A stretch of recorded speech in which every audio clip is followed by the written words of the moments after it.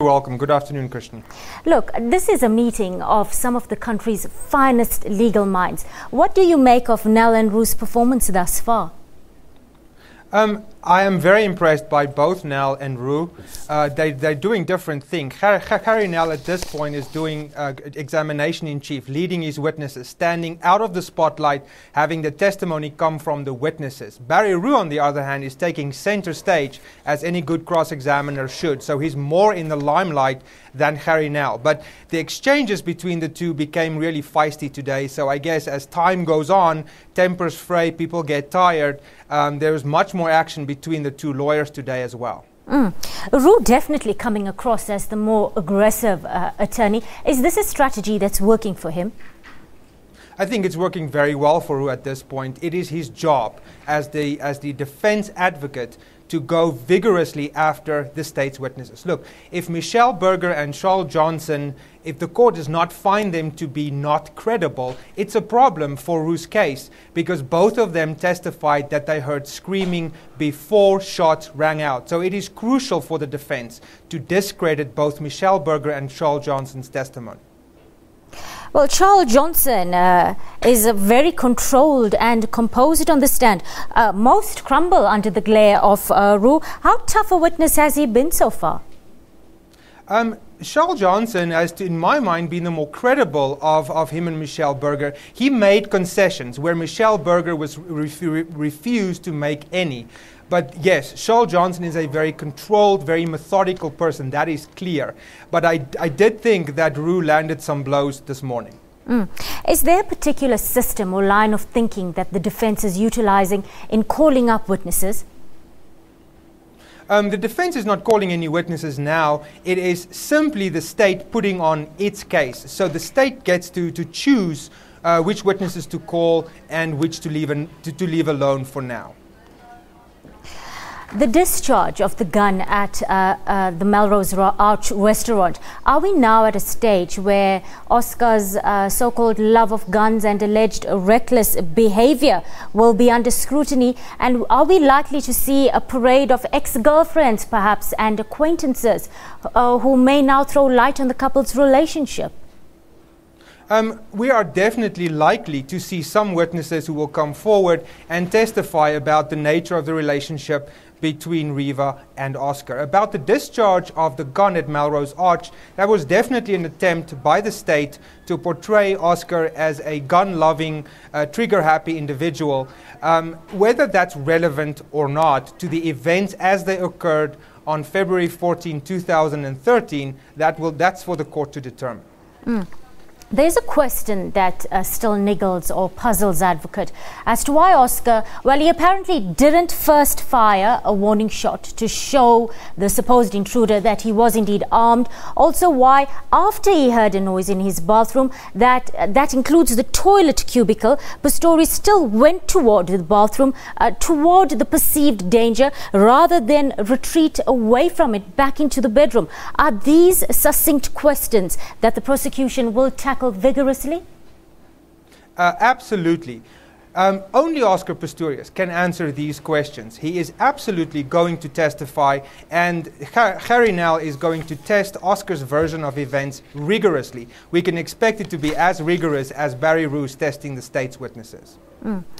This is a high-profile case, advocate. Judge Masipa under pressure.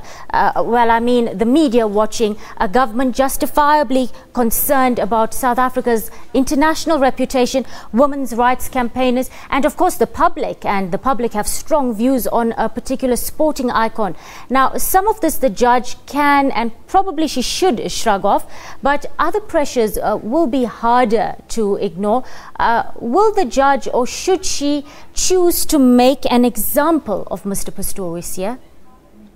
I don't think that we've seen anything from this judge other than she's being absolutely scrupulous in giving each side a fair opportunity to present their case. I have seen nothing from this judge but wise direction, and so I don't expect that she will succumb to outside pressure to come to one verdict or the other. I think she will be led by one thing and one thing only, and those are the facts. Let's talk about Judge Masipa for a moment. She is a former crime reporter and a social worker. She's also the second black woman to be made judge since apartheid. We're talking about a respected and considered member of the judiciary. What sort of message do you think Judge Masipa intends to send to the public at home and abroad? Her background as far as crime reporting and women's rights are concerned are not relevant in these proceedings. The image she's sending to the world is as an impartial adjudicator of the facts. And I think she's succeeding famously in that. But she has handed down heavy sentences to men convicted of violence against women in the past. I mean, last year she sentenced serial rapist and Robert, that was Shepherd Moyo, to 252 years. I mean, will she go the deterrent route, do you think? She will do whatever the facts lead her to do, and if it is deserved, and if she believes it to be deserved, Oscar Pistorius will get the maximum sentence. What if Oscar is found guilty on the lesser charge of culpable homicide? Should he still serve time in jail, or would a fine and a suspended sentence be more appropriate here? I don't believe that a fine or a suspended sentence would be appropriate if he is actually found guilty on culpable homicide. I believe that is absolutely a charge and a conviction that would justify a prison term. Advocate, what evidence does the prosecution have which pushed them towards this charge of premeditated murder in the first place? Was it simply a tactic, perhaps, to compel the defense to reveal their case in order to keep Oscar out on bail? Yes, I think you should look at a case like this and from both angles as something that is absolutely strategy driven. So every decision made by Harry Nell and Barry Roux, nothing's been done on the fly, everything's been done well in advance. A lot of preparation going into this. So absolutely, it is by design. It is absolutely by design. And it is, according to the state's version, and I should emphasize the state's version, it looks like premeditated murder simply because of the women's screams ringing out before the shots were fired. That was the essence of the testimony of Michelle Berger and Charles Johnson.